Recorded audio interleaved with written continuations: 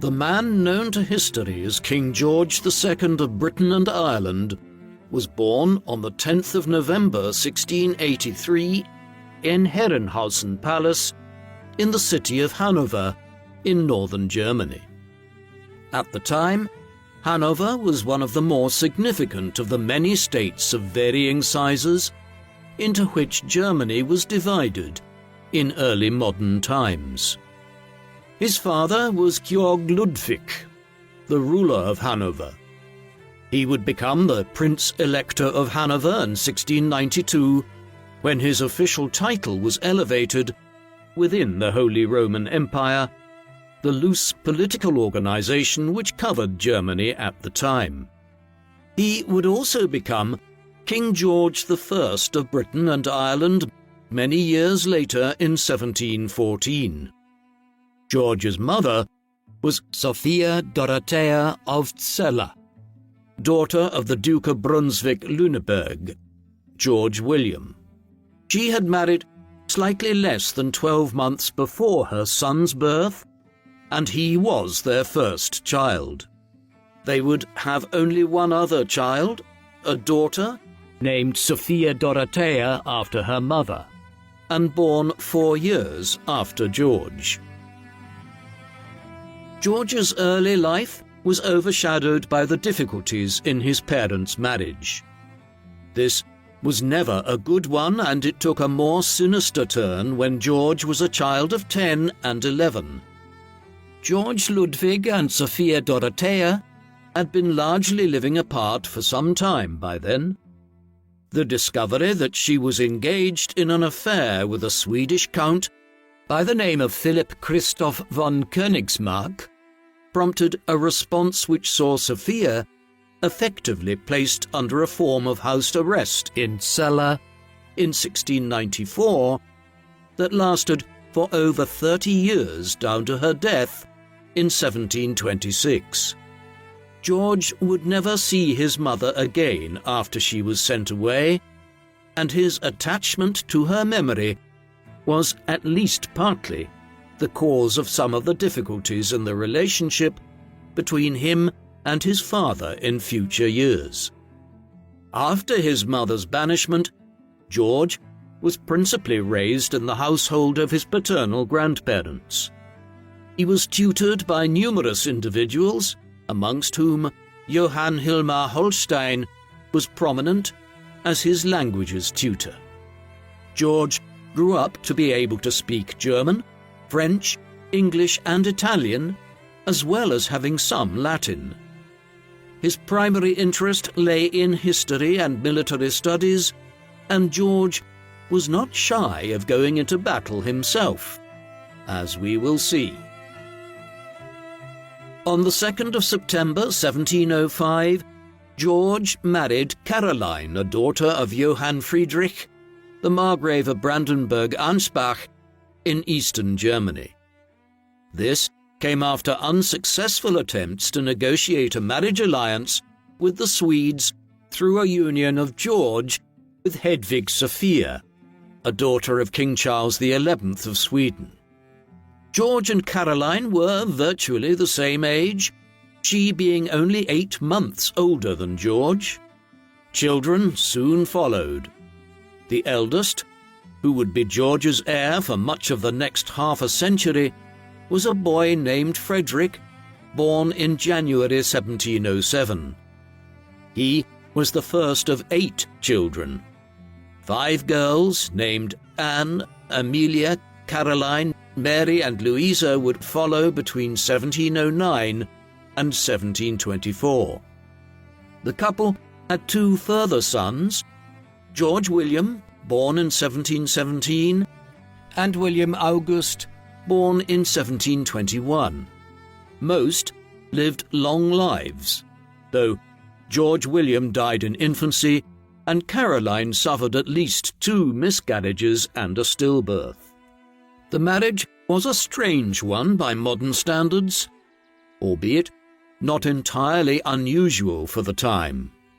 George and Caroline were reasonably close, but this did not stop him from keeping a string of mistresses throughout virtually the entirety of their 30-plus-year marriage. On the other hand, George consistently demonstrated his trust in his wife in the late 1720s and early 1730s when he appointed her as his representative when he left England on official duties.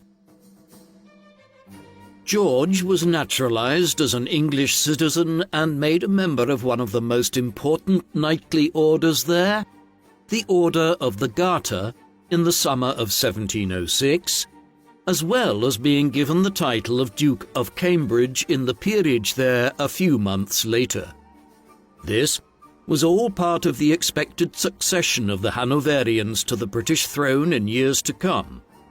He was also involved in the War of the Spanish Succession with the British. The conflict had broken out in 1701 over a dispute as to who should succeed to the Spanish throne after the direct line of the Spanish Habsburgs died out, with both France and Austria putting forth a candidate. The disagreement soon spawned a Europe-wide war.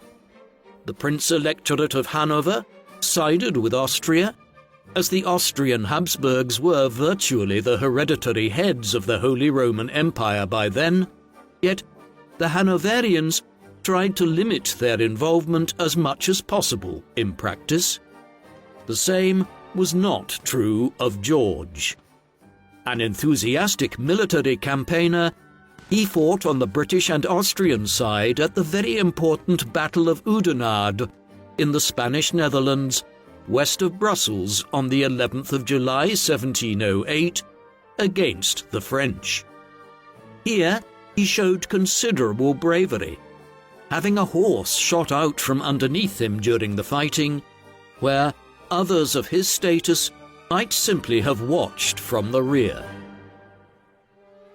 Soon George's fate would lie more in England than in Germany. For many years it had been clear that a succession issue was brewing in England. It was this which had resulted in George being made Duke of Cambridge in 1706. Queen Anne was the last direct member of the House of Stuart who could plausibly sit on the throne in Britain, her half-brother being a Roman Catholic in exile and disbarred from succeeding owing to his religion. Consequently, George's father was the likeliest successor by right of George's grandmother being the granddaughter of King James I, who had ruled England between 1603 and 1625. With Anne having suffered an appalling series of stillbirths and failed pregnancies, and the 5 live-born children she gave birth to having generally died before the age of 2, she had no children of her own left to succeed her after 1700. Therefore, when she died on the 1st of August 1714, it was evident that George's father would succeed as King George I of Britain and Ireland. One day, George would succeed him as George II if he lived that long. With that in mind, the Hanoverians prepared to head for England.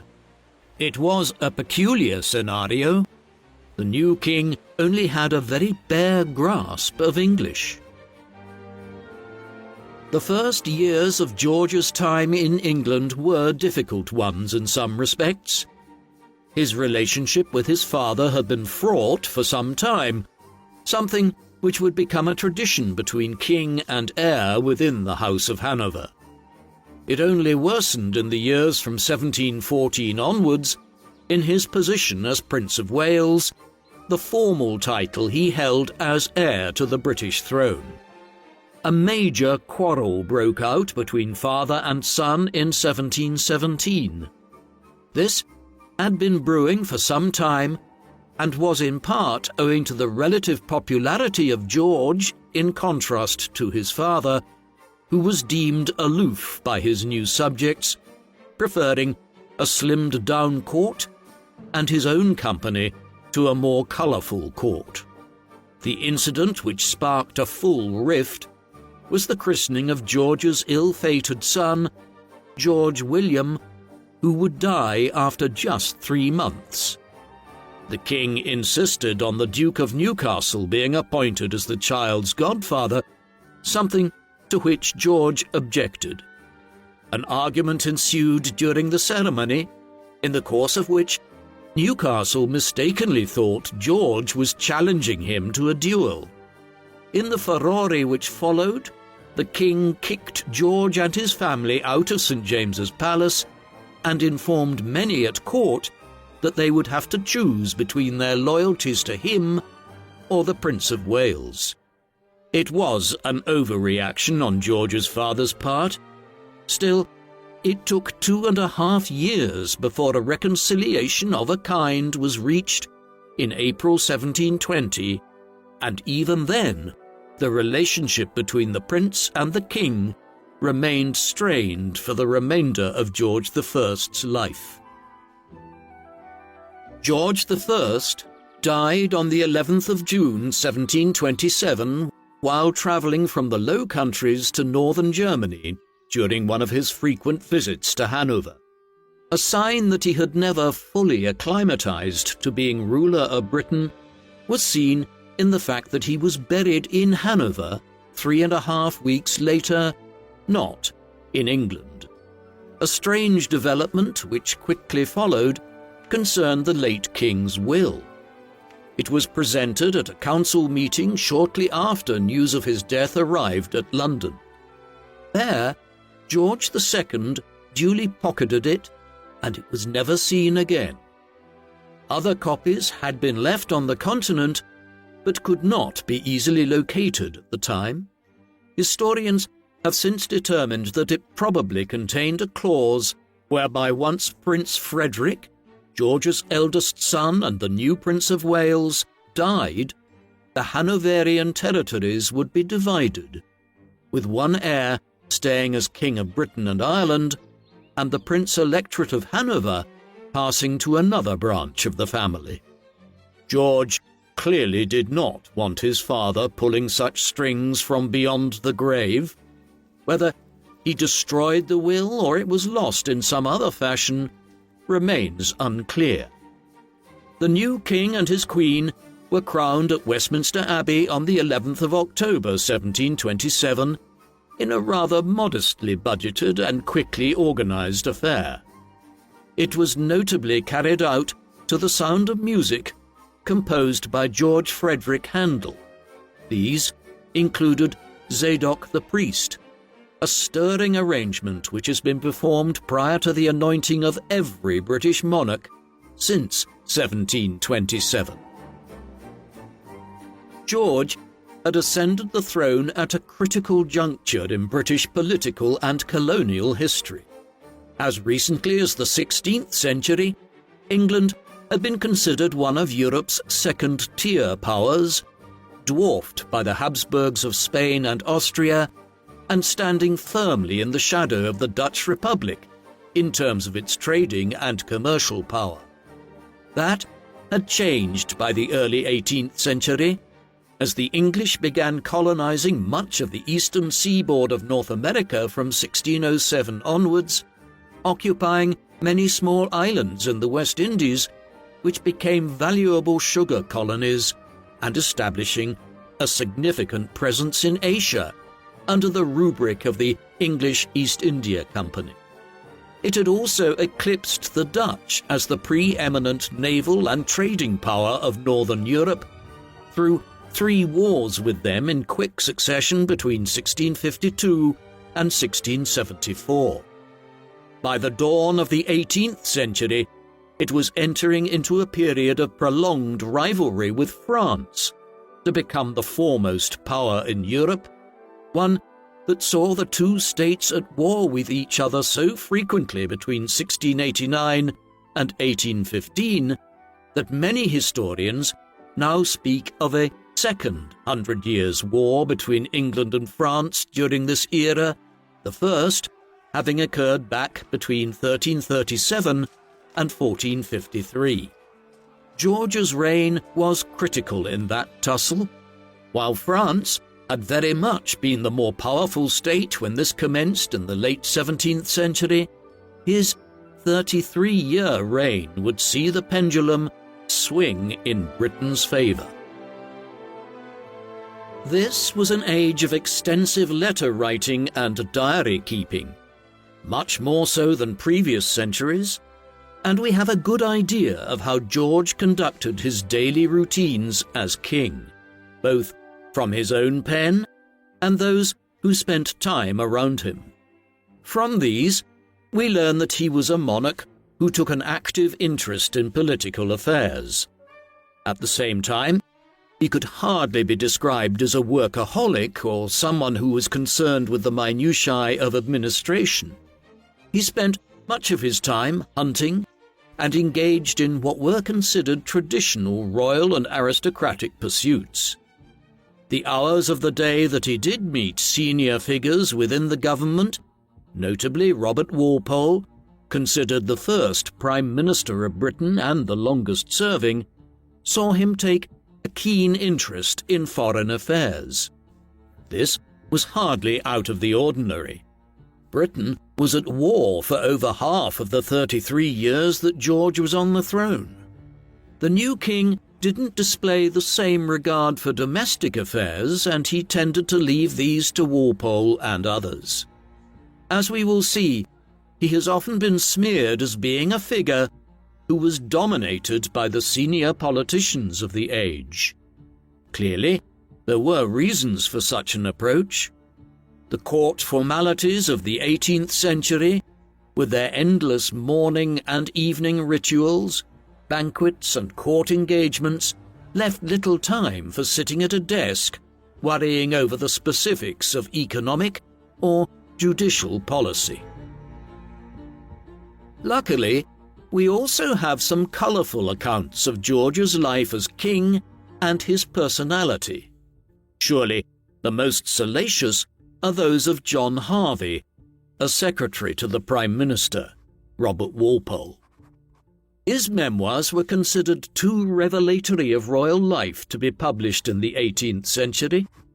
In them, he revealed how the king kept a string of mistresses, most notably the Countess of Suffolk, Henrietta Howard, and the Countess of Deloraine, Mary Scott, but that there was a bizarre level of formality when he engaged with them, almost as though he was welcoming foreign dignitaries to his court.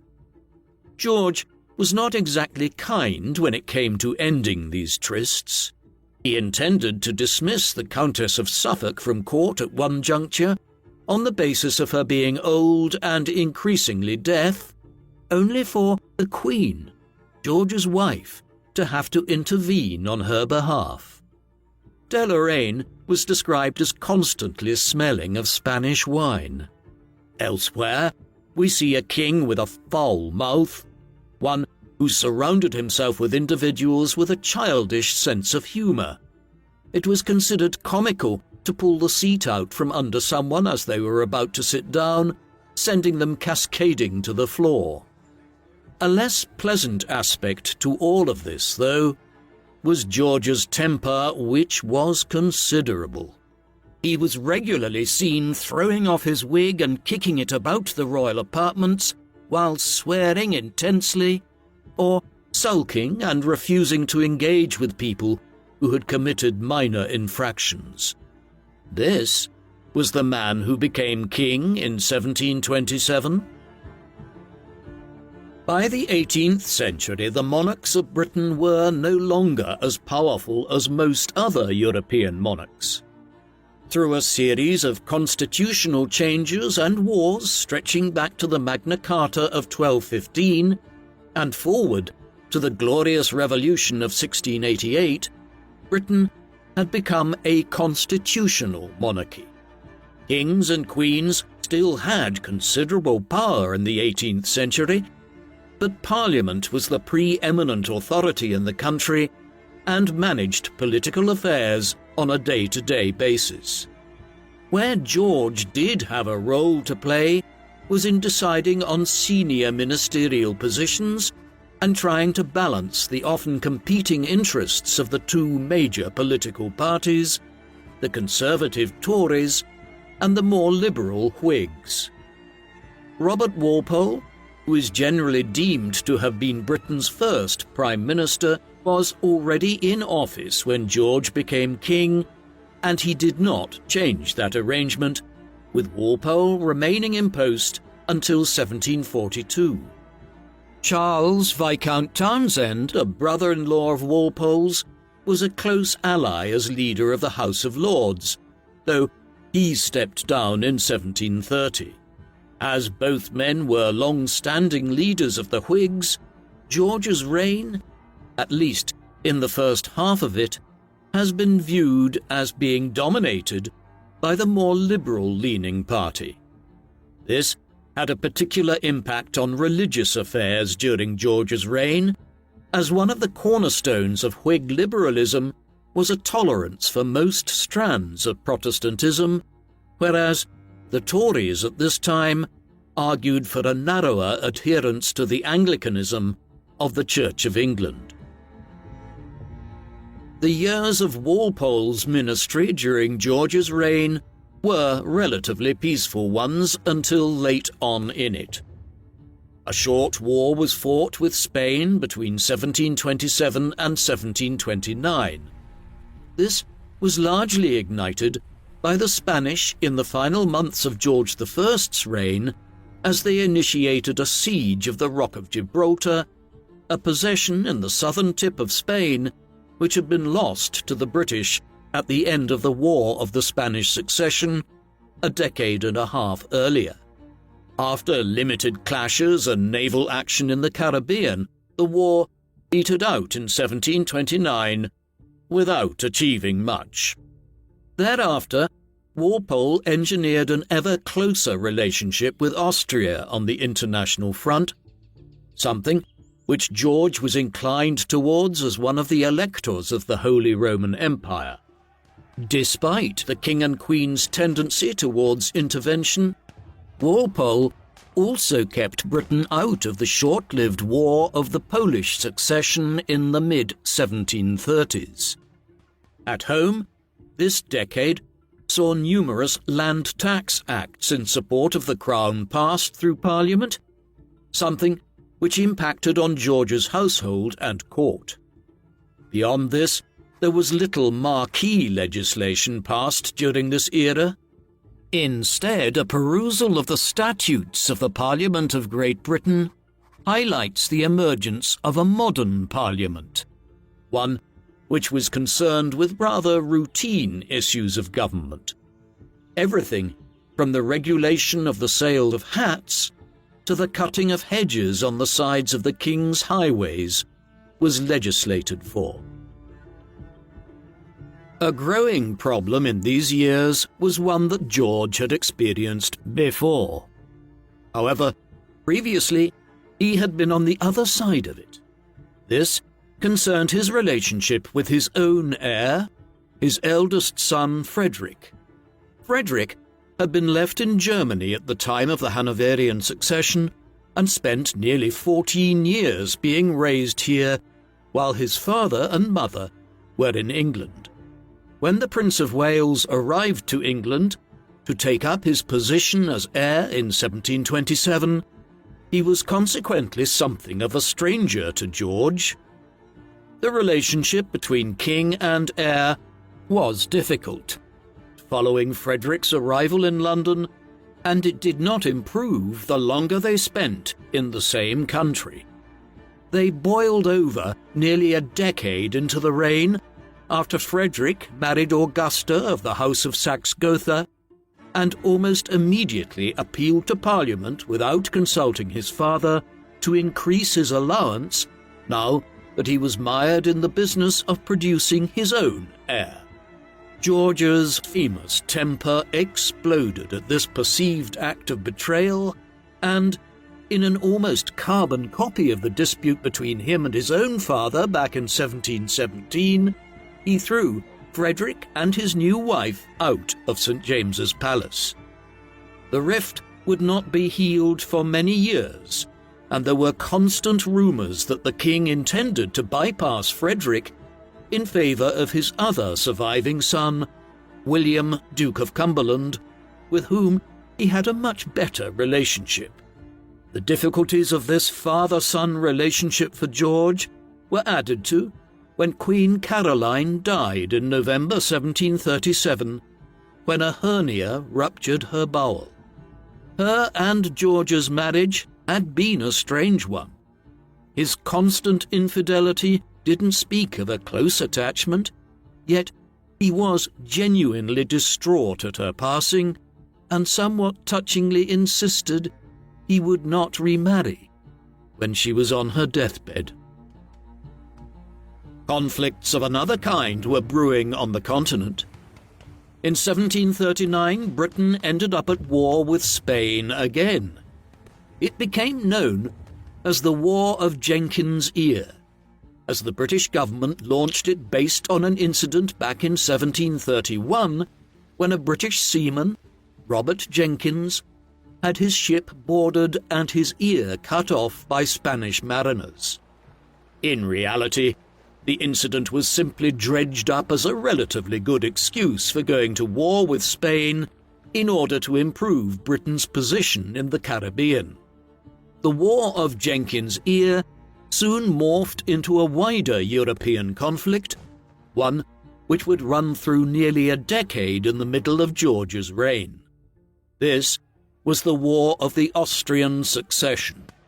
This war came about owing to the issue of female succession in the lands of the Austrian Habsburgs, which included most of modern-day Austria, Hungary, Czechia, Slovenia, and Croatia, as well as additional lands in Italy and the Austrian Netherlands.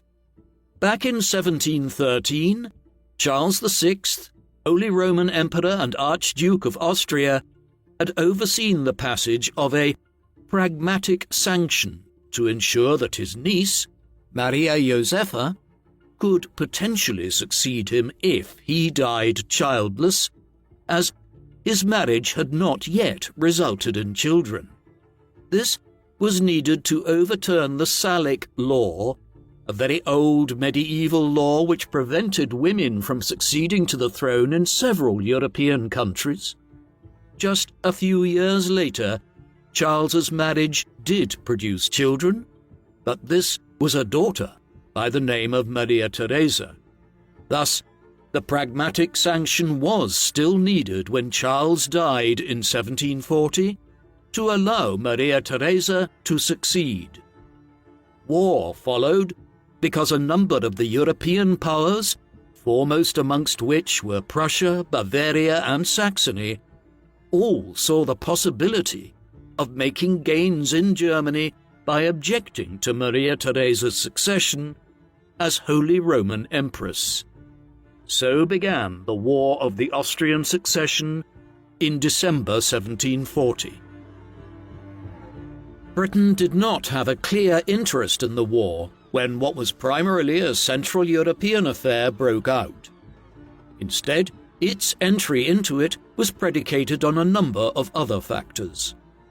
First and foremost, France quickly entered the war on the side of Prussia, and it was clear that the French intended to use the conflict as an opportunity to seize some of the Austrian Netherlands in what is now Belgium.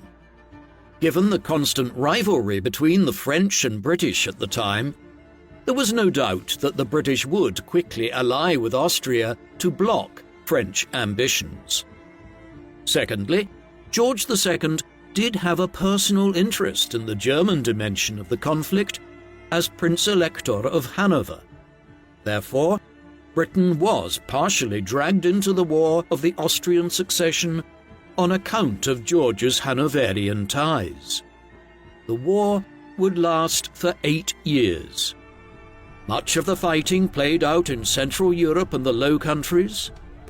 British contributions were primarily seen in the latter region, and the Rhineland as well as at sea, where the British Royal Navy faced both French and Spanish flotillas in a wide theatre of naval warfare in the Atlantic and the Caribbean. This video is sponsored by Odoo, a platform that offers a suite of apps for all your business needs. Join 12 million other Odoo users worldwide who have discovered how having all your business needs met in one place increases efficiency and makes managing your business a breeze. Odoo saves your employees time and you money. It is fully customizable and is an amazing addition to any business. The CRM app in Odoo helps you organize your sales activities, track leads, close opportunities, and get accurate forecasts. You can visually organize opportunities with different views, such as the list view, calendar view, and with the Kanban view, each opportunity is displayed as a card that you can easily drag across each stage. Every card has its essential information, and you can quickly add activities to ensure no follow-up is missed. Incoming emails and internal exchanges are handled in one place, ensuring easy access to the discussion history at all times. Managing an opportunity can easily be done through Odoo's CRM application, adding won or lost when the status is known to keep your database up to date. Plus, by pulling a monthly expected revenue report, sales managers can see which team members are reaching their goals and who may need additional assistance to close valuable deals. In addition, the sales reporting function presents your key information clearly on a customizable dashboard. Be one of the ever-increasing numbers of people who grow their business with Odoo. Just click the link in the description and boost your sales with Odoo's CRM. The first app is completely free for life with unlimited hosting and support. George took what by the 18th century was a very unusual decision for a British monarch to campaign militarily in person during the war. In the summer of 1743, at nearly 60 years of age, he headed for the continent to take personal command of the British Army there, one which was seeking to make a breakthrough in association with the Austrians against the French in the Rhineland. Hence followed the Battle of Dettingen near Mainz on the 27th of June 1743. Here, a joint British and Austrian force of over 30,000 faced a substantially numerically inferior French army of not much more than 20,000 men. The fighting only lasted for a few hours and ended when the French, recognizing that their strategic situation was not ideal, retreated across the River Main. The majority of the casualties that they suffered occurred because one of the bridges that they used to traverse the river collapsed. Dettingen had little strategic bearing on the wider course of the war, yet George earned a lot of respect back home for campaigning in person. It was the last time that a reigning British monarch would campaign militarily in this way. By the time the Battle of Dettingen was fought, the War of the Austrian Succession had descended into something of a stalemate. Facing the combined forces of Austria and Britain, the French could not make a major breakthrough in the Netherlands or the Rhineland, and the conflict in Central Europe had become a to and fro affair. Several more years of conflict followed before both sides reached the realization that their treasuries could not tolerate the financial cost of such pointless warfare. The British and French were already engaging in peace talks by 1746. However, it took until October 1748 before the Treaty of Aix-la-Chapelle was agreed to by all parties. The delay was owing to Austrian unwillingness to meet the Prussian demand that it cede the province of Silesia around the modern-day junction of Germany, Poland and Czechia to Prussia. This was a very valuable province, one with extensive coal and mineral mines, and the Austrians were reluctant to relinquish it. Eventually, the British convinced them that this was the only way to end the war and ensure European-wide recognition of Maria Theresa's position as Archduchess of Austria and Holy Roman Empress.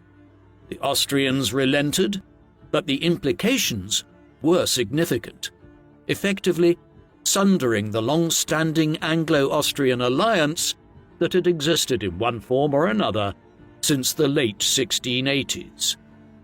When another European war broke out, the Austrians and British would be on different sides. The War of the Austrian Succession might have started as a Central European issue. Nevertheless, it had colonial implications, especially the clash within it between the British and Spanish. A huge part of this was connected to the growing dominance of the slave trade by the British. Curiously, the age of the Enlightenment in Europe, when the abolitionist movement emerged, was also the era when the transatlantic slave trade was at its very worst. Britain was central to it, and ports like Liverpool and Bristol benefited enormously from the trade in human beings between 1700 and 1800. There is no avoiding George's role in this. He was the governor of the South Sea Company between 1727 and 1760, a monopoly that controlled much of Britain's slave trade, as his father had been before him, and as George III would be until the slave trade was abolished by the British Parliament in 1807. During the period he was governor, tens of thousands of slaves were trafficked across the Atlantic by the South Sea Company. George also expressed views which indicated his support for the slave trade, and he himself owned slaves on plantations in the West Indies that the Crown had a stake in. In the midst of the War of the Austrian Succession, the House of Hanover faced the gravest threat to it in Britain from the Jacobite cause that had yet been seen. The Jacobites were the supporters of the line of King James II, Jacobus being the Latin for James. That monarch had been deposed in England back in 1688 on the grounds of being a Roman Catholic. He and his descendants from his second marriage to Mary of Modena had subsequently lived in exile in France. His son had attempted an uprising in Scotland in 1715, shortly after the ascent of the House of Hanover, to little avail. Much more serious was the rising which Charles Edward Stuart, the grandson of King James II, attempted in 1745 in Scotland. He arrived there after ensuring the support of numerous senior Scottish aristocrats, including the Dukes of Perth and Atholl. After commencing the revolt in August, they quickly seized control of Edinburgh and then proceeded southwards. The Jacobite forces reached as far as Derby in England. They soon retreated back to Scotland, for the Jacobite support which Charles had assured his Scottish followers would materialize in northern England never came. The rising was snuffed out when an English force under George's younger son, William, Duke of Cumberland, defeated the Scots at the Battle of Culloden on the 16th of April 1746. Charles Edward Stuart fled back to the continent. He would live for over 40 years after this, only dying in Rome in 1788. He never gave up on his hopes of leading a fresh expedition to Britain, though, in reality, the Jacobite cause never threatened the House of Hanover again after the Jacobite Rising of 1745. The years following the end of the War of the Austrian Succession were dominated by a succession crisis in England. While George had partially reconciled with Frederick in the course of the mid-1740s, this was merely a public formality, and as late as 1748 he was heard to proclaim his disdain for his heir. Nevertheless, Frederick would not succeed him. On the 31st of March 1751, he died suddenly while playing cricket on the lawns of Leicester House in London after being hit by a ball. It used to be believed that the blow had resulted in a lung abscess. Recent studies have conversely conjectured that his death was the product of a pulmonary embolism, the blockage of an artery leading into the lungs. Frederick's untimely passing cast open the issue of the succession, with some speculating that this now made the likelihood of the Duke of Cumberland succeeding George as his younger son a possibility once again. The king, though, was happy to allow Frederick's eldest son from his marriage, Prince George, a 12-year-old at the time of his father's death in 1751, to become his heir in line with the natural order of succession. George, it should be remembered, ruled territories beyond Britain. He showed virtually zero interest in Ireland and never visited the country. Regardless, or perhaps because of this, he was esteemed there to a greater degree than many other British monarchs. This was because the country had done relatively well economically during his reign, as the port cities and towns benefited from extensive Atlantic trade as a stopping-off point in voyages between Britain and the 13 colonies in North America, while Dublin had emerged as one of Europe's great capitals. A sign of this was seen when a very large equestrian statue of George was raised on the Grand Parade in the city of Cork, following his death at the corporation's own expense. On the continent, George did not have anywhere near the affinity for Hanover that his father had before him. George I had spent large parts of his reign as King of Great Britain and Ireland in Germany, visiting Hanover whenever business in England allowed. George II was a much less frequent visitor to his homeland, though he did occasionally return there, the last such visit being in 1755. Hanover was always a factor in his management of Britain's foreign policy as well, much to the annoyance of many senior politicians at Whitehall in the 1730s, 1740s, and 1750s. The politics of the middle and later stages of George's reign were less consistent than the first decade and a half of it, when Walpole had provided stability. Henry Pelham served as Prime Minister for over a decade, from 1743 to 1754. In spite of this, the administration was much more fragmented, with John Carteret, 2nd Baron Carteret, being the real power in Parliament early on, and others, such as Lord Bath, holding considerable authority in the years thereafter.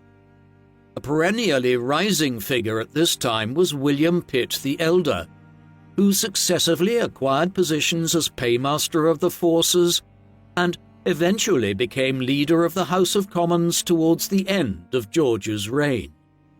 He would have risen to a senior post in British politics earlier had it not been for George disliking him intensely, an animosity which first emerged in 1735 and 1736, when Pitt established himself as a critic of the government in Parliament, and especially of its failure to intervene in the War of the Polish Succession. That George could not fully block Pitt's promotion in the 1740s and 1750s is a sign of how effective the constitutional monarchy in Britain was by the mid-18th century in terms of compartmentalizing the respective powers of the Crown and Parliament. Pelham's death in 1754 occurred at an inopportune time as Britain was about to once more descend into another long war. The first stirrings of this occurred in North America, where Britain ruled the 13 colonies stretching between New Hampshire and Georgia along the east coast of the modern-day United States. France controlled New France, a territory which included the eastern provinces of modern-day Canada, but also nominally a stretch of land running from the Great Lakes south along the Ohio and Mississippi rivers to Louisiana. The French presence in much of the latter region was very limited, with little more than a few forts and trading stations in places like Ohio. The goal of these was clearly to hem the 13 colonies in and prevent future British expansion in North America inland from places like New England and Pennsylvania. Conflict broke out in 1754 after repeated clashes along the frontier in Canada, the Great Lakes, and the Ohio River. Both sides would involve their Native American allies in a clash which was memorably captured in James Fenimore Cooper's novel, The Last of the Mohicans. It was ultimately a very poor decision by the French to go to war here. The colonial community in Quebec and other parts of eastern Canada was about 60,000 strong at the time. The population of the 13 colonies was at least 1.5 million. These resources would soon come to bear, and by the late 1750s, the British and their Iroquois allies had gained the upper hand, with Quebec falling to the British in 1759 and Montreal in 1760. The French and Indian Wars in North America soon morphed into a much wider conflict in 1756. The 7 Years' War, as it would become known, came about owing to diplomatic ruptures on the continent, with Austria determined to go to war with Prussia in an effort to recover the province of Silesia that it had lost back in 1748 at the end of the War of the Austrian Succession. The difference in this new instance was that Britain was now allied with Prussia and Austria with France. As ever, the fact that George was the Prince-Elector of Hanover, as well as King of Great Britain and Ireland, complicated British foreign policy, though in this case British entry into the war was made easier by the fact that a limited colonial war with France in North America was already underway. The 7 Years' War that now ensued has been termed the first global conflict, as the fighting touched virtually every continent. The main theatres were in Europe and North America, yet there was also fighting in the Caribbean, South America, Western Africa, and India. George's role in managing parts of the war effort in London were made difficult by both his own old age and flagging health, and also his continuing resistance to the rise of William Pitt, whose ascendancy was being promoted amongst the Whigs when no statesman of ability emerged to replace Pelham after 1754. A compromise was subsequently worked out, whereby Pitt became leader of the House of Commons, and the Duke of Newcastle, Thomas Pelham, brother of Henry and a protégé of Walpole's years earlier, was made Prime Minister in 1757. Newcastle had already filled the role between 1754 and 1756, though in something of a more interim capacity than he now achieved. He was the last Prime Minister of George's reign and served until 1762. Though things were going well in North America and at sea, the war effort proceeded poorly on the continent at first. On the 26th of July, 1757, George's sole surviving son, the Duke of Cumberland, was defeated by a French force invading Hanover at the Battle of Hastembeck. It ruined his previously successful military career and led to the Convention of Klosterzeven, whereby Hanover agreed to exit the war separately from Britain in order to avoid being occupied by the French. Under pressure from King Frederick II of Prussia and from Pitt in Parliament, George disavowed the agreement in 1758. War was not the only consideration of the 1750s for the king. Two events in the twilight of George's life were completely out of character. George II cannot be said to have been a cultured or cultivated man. He had a juvenile sense of humour and seemed to primarily be interested in cards and hunting. He almost never read and displayed a kind of fascination with the fact that his wife wished to have scholars and artists at the court, as though he couldn't wrap his head around why she would bother. It is somewhat surprising, then, to learn that in the 1750s he presided over the creation of two very significant cultural institutions.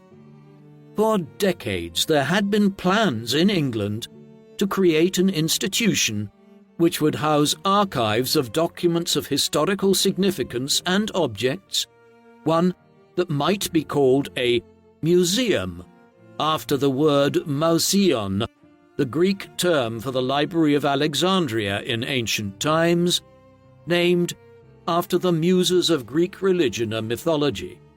When Sir Hans Sloane, a doctor and scientist from Ulster in the north of Ireland, died in 1753, he had assembled a huge collection to this end, one which he bequeathed to George with directives to use it to establish a museum.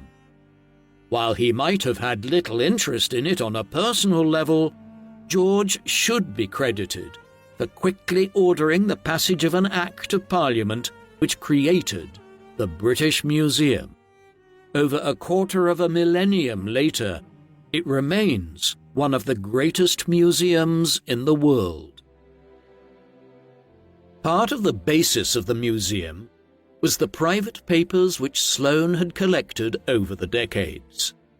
These, along with the enormous range of papers collected by the 17th century antiquarian Sir Robert Cotton, and the archives of the first Earl of Oxford, Robert Harley, were the foundational collections of the museum. Today, they are located separately and form the bedrock of the manuscript archives of the British Library. A fourth collection was soon added to the Sloane, Cottonian and Harleian manuscripts, and this again involved George II. In 1757, 4 years after the museum was established, he donated the old Royal Library to it, a set of some 2,000 rare manuscripts and books collected by various monarchs of England and Britain since the late medieval era.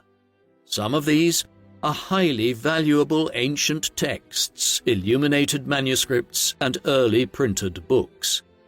A highlight is the Codex Alexandrinus, one of the 4 great unsealed codices, the 4 earliest surviving manuscripts in ancient Greek, dating to the 4th and 5th centuries AD. They still form the basis of the royal manuscripts at the British Library, a collection that George's successors would add to. In many ways, George's actions in establishing the British Museum in 1753 and the Royal Manuscripts Collection in 1757 was a product of his sheer disinterest in reading. Had he been more interested, he might have kept the Royal Collection to himself and added Sloane's archive to it, but instead, he gifted them to the nation, and in doing so laid the basis for 2 of Britain's great cultural institutions, the British Museum and the British Library. Another development towards the end of George's reign would have an even greater long-term impact than the foundation of the British Museum. It happened on the other side of the world, in India.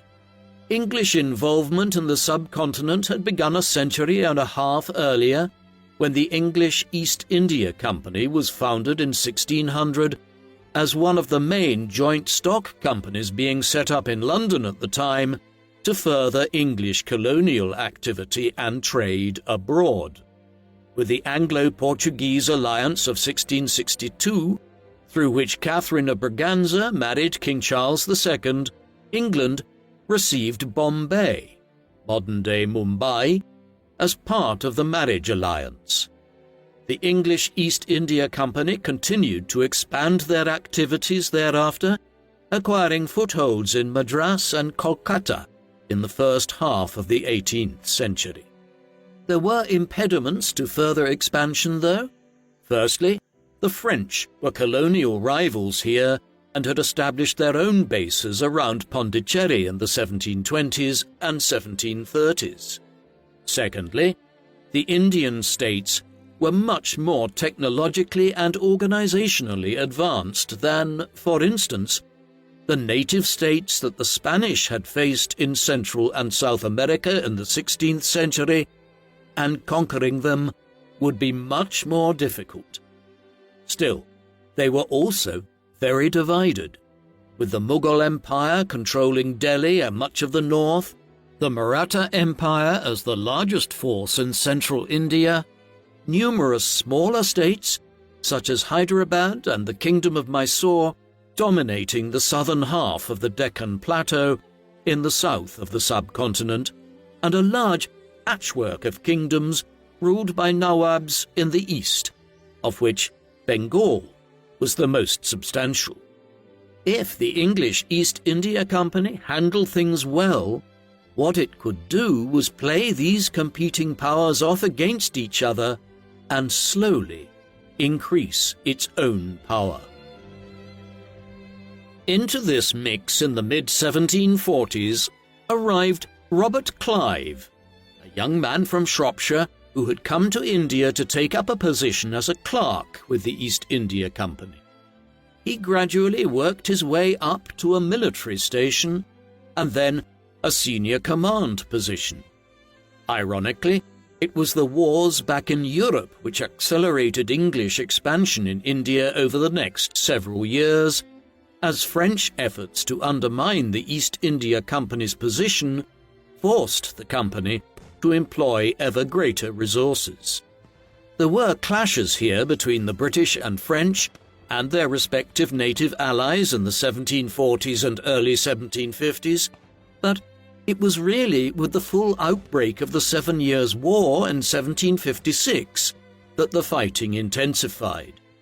This culminated in the Battle of Plassey on the 23rd of June 1757, about 150 kilometers north of Kolkata. The battle was far from conclusive in terms of losses.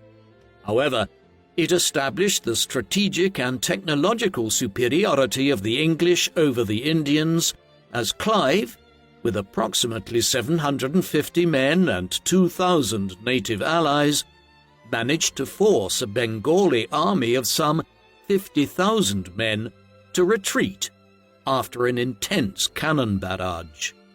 In the aftermath, Clive consolidated the company's hold over the Bengal region, vastly expanding English influence in India in the process. When news of the victory at Plassey arrived to England, which would have taken a considerable amount of time in an age when sea travel around southern Africa was still the swiftest means of delivering such news, it would have been greeted with great enthusiasm amongst the shareholders of the English East India Company in London. We don't know much of what George II thought about it, something which might have been revealed had more of the King's private papers survived.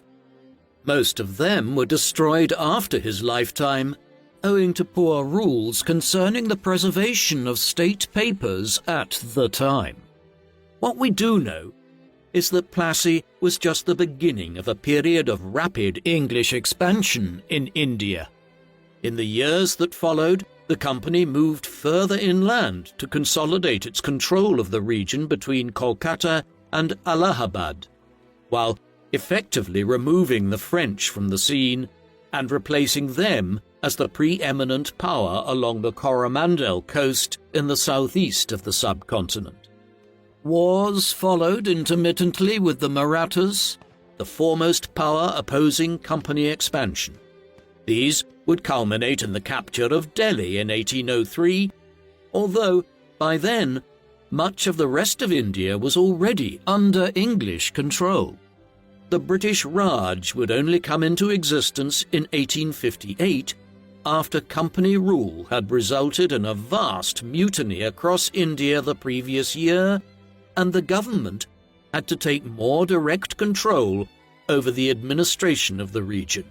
But the roots of British rule here were sown in the final years of the reign of George II. The final years of George's reign were inevitably taken up with the war with France. After an initial series of reverses and stalemates, things improved from 1758 onwards. Successful naval raids were launched on the French coast. These were not strategically significant in and of themselves, but they forced the French to allocate resources to defending various parts of northern and western France that could have been used to greater effect elsewhere. Further raids in Western Africa captured a number of French forts around modern-day Senegal. The most important development by some distance was the capture in April 1759 of the island of Guadeloupe in the Caribbean. This French sugar colony might have been small in geographical terms. However, it was so economically valuable that when the French were forced to decide between ceding it or Canada during the peace talks at the end of the war, they chose to keep Guadeloupe and relinquished Canada to the British. Were it not for this small island and the capture of it in 1759, the history of North America might have been very different. At home, there was the perennial managing of political squabbles between William Pitt and Newcastle. The king also showed a concern for the political education of his grandson, the future King George III. There were the inevitable discussions about his marriage. The prince was enamored with Sarah Lennox, a sister of the Duke of Richmond, but he was quietly dissuaded from a relationship with her on the basis that he needed to marry someone from one of Europe's great royal or aristocratic houses for diplomatic reasons. Eventually, he would marry Princess Charlotte of Mecklenburg-Strelitz, a union which would become one of the happier ones in British royal history, though this did not occur until after George II himself had passed. By the late 1750s, George was in increasingly poor health. He was, after all, into his mid-70s, and this was quite an old age in the 18th century. It was taking its toll.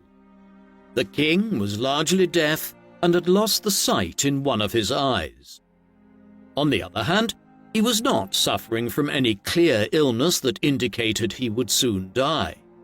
Instead, the end, when it came, was sudden. On the morning of the 25th of October 1760, he arose to drink his morning hot chocolate in his chambers at Kensington Palace, and then retired to his close stool. On the way back to his writing desk, a loud crash was heard, and when his valets reached the source of the noise, he was found collapsed on the floor.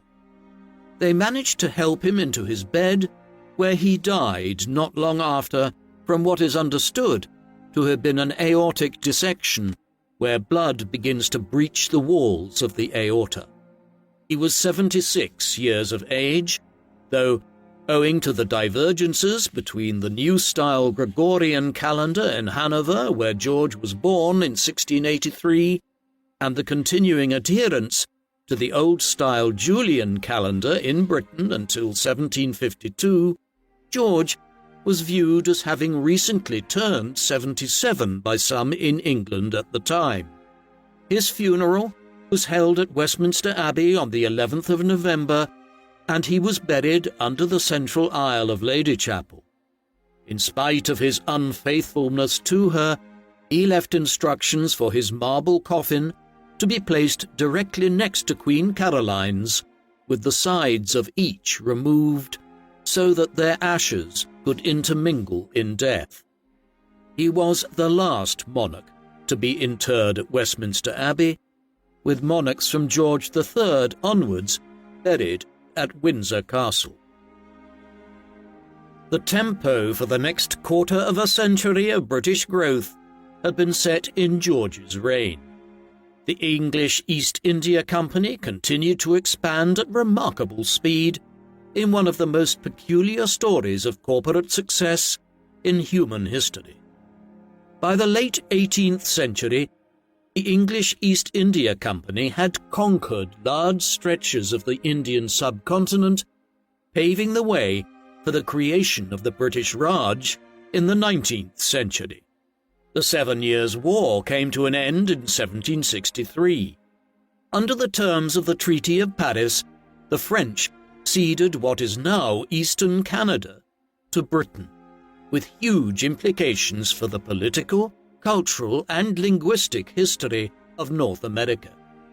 Elsewhere, however, some problems had been bequeathed to his grandson George III, who would reign as king for 60 years, albeit for much of which he was incapacitated owing to serious illness. In particular, the Crown had failed to prepare in any fashion for how it might reward the colonial community of the 13 colonies for their service in fighting the French and their native allies from 1754 onwards. Within 15 years of George's death, they would be at war with the Crown government, and a year later they issued a Declaration of Independence through which they proclaimed the birth of a United States of America. The 13 colonies were lost under George III's watch, but things like this don't happen in a historical vacuum. Much of the roots of what went wrong in the colonies lie in the earlier reign of his grandfather. For a very long time, George II was viewed poorly by historians and the British public at large. Much of this was based on the belated publication of the memoirs of Walpole's secretary, John Harvey, in 1848. These painted the monarch in a less than flattering light, the very reason why they did not appear in print for nearly 90 years after George's passing. Here, a picture of a boorish and unimaginative monarch who was prone to violent tempers and whose swearing was frequent was presented, compounded by his lack of interest in high culture and his maintenance of many mistresses at court. However, in recent decades, his reputation has been somewhat rehabilitated. Emphasis has been placed on his balancing of political factions during his extended reign, and the manner in which the conflicts of the period left Britain in a much better position, within the Second 100 Years' War being fought with France, although it would be a few years after George's death that the Treaty of Paris of 1763 confirmed this. His reign was also a formative one in the history of the British Raj, with the 1750s setting off a chain of events which have left an indelible mark on a subcontinent that is home to 1 out of every 6 human beings today. George was a flawed monarch and an even more flawed person, but he was not one of England or Britain's worst. What do you think of King George II? Was he one of England's more underappreciated monarchs, whose personal failings have overshadowed a period of sound kingship as Britain began to emerge as a global power? Please, let us know in the comment section. And in the meantime, thank you very much for watching.